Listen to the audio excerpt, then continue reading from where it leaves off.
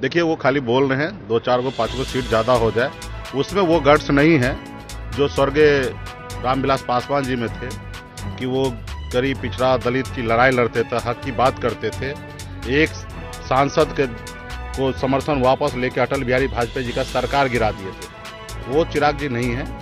चिराग जी का आपने देखा कि उनके पिताजी का किस तरीके से प्रतिमा को तोड़ा गया, किस तरीके से उसके घर से बेदखल किया गया, किस तरीके से भारतीय जनता पार्टी ने चिराग जी के घर को तोड़कर परिवार में फूट डालकर उसके पार्टी को खत्म कर दिया। ऐसे जगह फिर भी उन्हीं के साथ है, समझ गए ना। खाली कहने के लिए हनुमान है।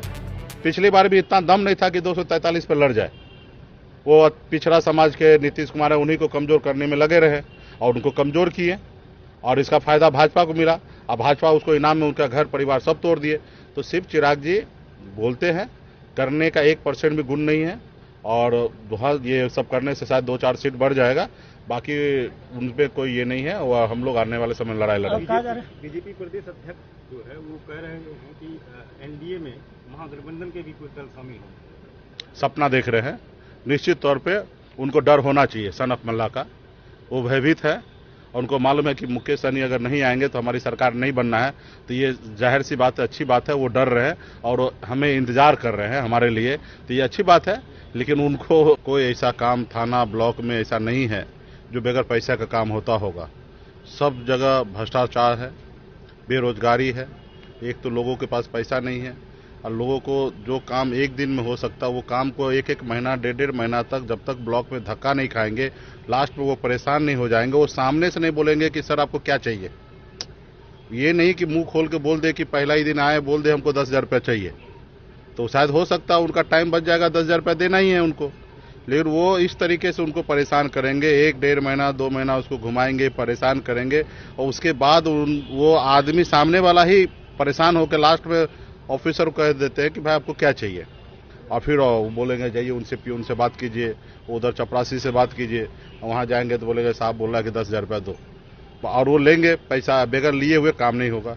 एक छोटा से छोटा आय प्रमाण पत्र हो, जातीय आवासीय प्रमाण पत्र हो, हर एक चीज़ के लिए पैसा लगता है और सरकार का इस तरीके से व्यवस्था बना है कि बगैर पैसा दिए हुए काम नहीं है। क्योंकि राज्य में जो सरकार है वो फिट नहीं है।